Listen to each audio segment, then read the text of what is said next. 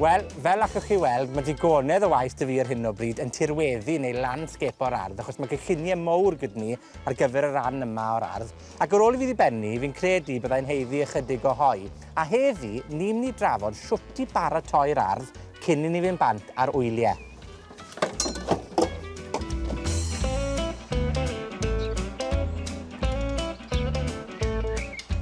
Un o'r pethau pwysica ni chi gwneud cyn bod ni'n mynd ar ein gwyliau yw i gynaeafu'r cnydau sydd gyda ni'n yr ardd, fel bod nhw ddim yn mynd hibo'u gorau. Felly fi'n mynd i fynd ati i gynaeafu'r letys yn barod ar gyfer y ffowls.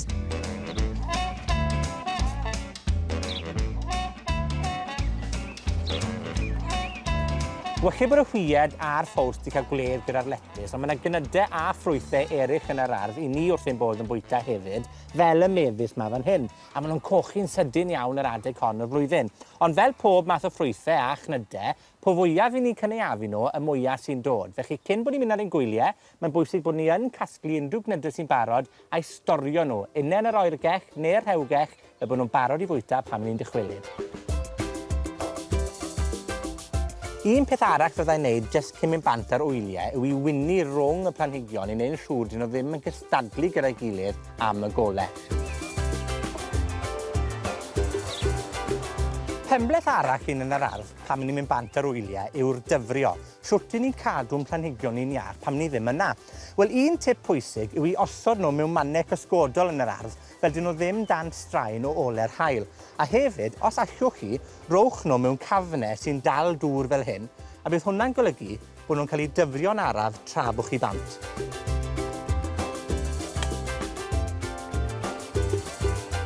Yn amlwg, allai ddim a symud pob planhigyn i'r cysgod, yn enwedig y tomatos yma yn y tŷ gwydyr, felly mae rhaid i fi feddwl am ddulliau gwaniaeth o'i dyfrio nhw. Ac un peth fi'n hoffi gwneud yw defnyddio botel pop plastig fel hyn, a cap arbennig sy'n gellwng y dŵr i reiadru mas yn ara deg. Felly chi'n gosod y cap ar y caead fel la, troi fe fel hyn a gosod yn y pridd, a llacio'r falf, ac fel welwch chi, mae'r dŵr yn diferu mas yn araf iawn ac yn dyfrio'r planhigyn am gyfnod hir.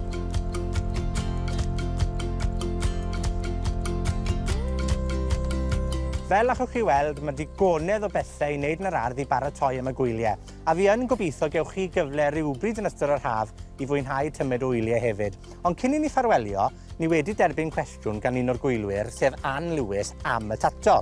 A cwestiwn Ann yw bod hi wedi anghofio tato yn yr ardd o'r flwyddyn ganlynol, ac maen nhw wedi ail-egino leni, a mae eisiau gwybod p'na ydy'r tato'n fwytadwy a'i peidio. Wel, y newyddion arbennig o dda Ann yw wrth gwrs i bod nhw.